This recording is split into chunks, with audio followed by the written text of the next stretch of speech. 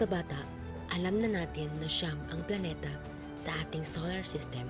Pero noon lamang August 2006 ay kinonsidera ng mga scientists na ang Pluto ay hindi na planeta dahil may mga katangian ng ibang planeta na wala ang planetang Pluto. At yun ang mga pag-aaralan natin ngayon. Ano nga ba ang planet Pluto? Ang Pluto ay ika-9 na planeta sa solar system, pero ngayon ay 8 na lamang dahil ang Pluto ay hindi na planeta. Ang Pluto ay ipinangalan sa god of the underworld. Kung sa Greek mythology ay si Hades, sa Roman mythology naman ay si Pluto. At ang Pluto ay may 5 moon. Ito ay ang Charon, Styx, Nix, Kerberos, at Hydra. Napag-alaman kasi ng mga scientifico na may 3 katangian ng planeta bago mo ito masabing planeta. Una ay ang orbit nito. Masasabi mong ganap na planeta ito kung ang planeta ay umiikot sa kanyang star. At ang Pluto ay meron ito, kaya walang dudang pasok na pasok ito. Ikalawa ay ang kanyang komposisyon. Ganap ang isang planeta kung may sapat itong sukat at hugis. Ang Pluto ay may sapat na sukat at bigat, kaya ito ay pasok din. Kaya napapanatili nito ang kanyang spherical shape. Ang ibang planeta kasi sa kalawakan ay hindi na maintain ang kanilang shape. Ikatlo, magnetic field. Ganap ang isang planeta kung kaya niyang hawiin ang mga asteroid o anumang uri ng bato na sasalpok sa kanya. At dito nagkulang ang Pluto. Ginawa naman niya ang lahat pero nagkulang pa rin siya.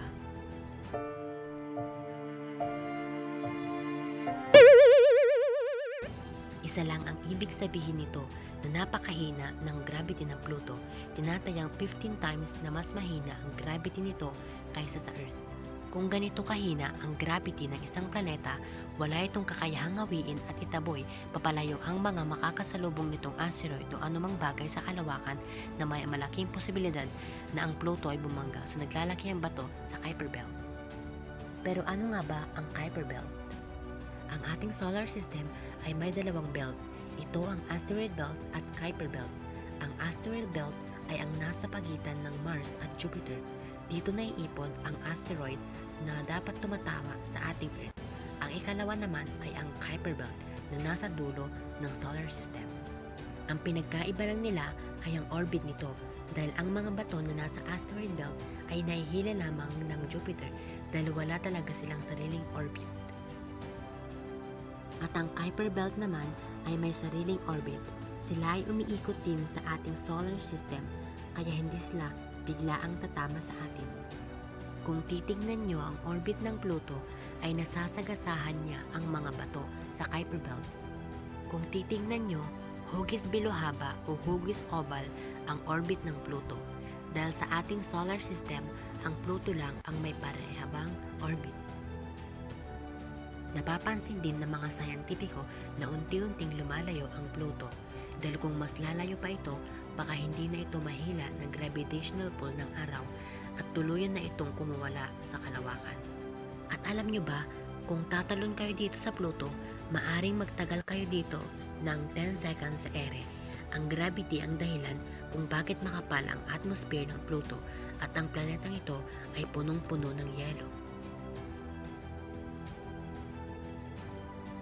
At ito ang karagdagang kaalaman tungkol sa Greek mythology. Dahil ito ay may kinalaman sa literatura. Ang buwan na Charon ng Pluto ay ang pinakamalaking buwan nito at ayon sa Greek mythology, ito ay isang manlalayag sa underworld na naghahatid ng mga kaluluwa patawid sa river of death. Ang Styx naman na buwan ng Pluto ay ang ilog sa underworld. Ang Kerberos naman ay isang higanting aso na may 3 ulo at nagbabantay ng gate upang walang makalabas. Ang Hydra naman ay ang halimaw na napatay ni Hercules. At ang ikalima ay si Nyx, ang diyosa ng kadiliman. At disclaimer, dahil ang kwentong Greek mythology ay haka-haka lamang at ito ay sumisimbolo ng yaman sa literatura. Babalik tayo. Ngayon, alam nyo na kung bakit hindi planeta ang Pluto dahil dito ay napakalamig at madilim. Ang temperatura dito ay nasa negative 240 degrees Celsius dahil sa gantong lamig ay kayang patigasin ang iyong buong katawan sa isang iglap lang. At literal, nakakawala hanggang sa kalawakan dahil wala namang malakas na gravity ang hihila dito. Sa madaling salita, dahil ang less gravity ay may less denser atmosphere.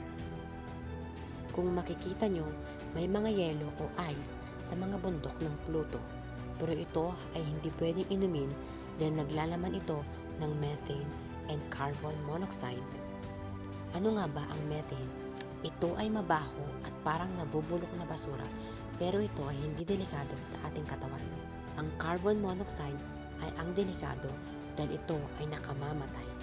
Dahil kung ikukumpara ninyo ang laki ng Pluto sa buwan ng Earth, halos doble ang laki nito.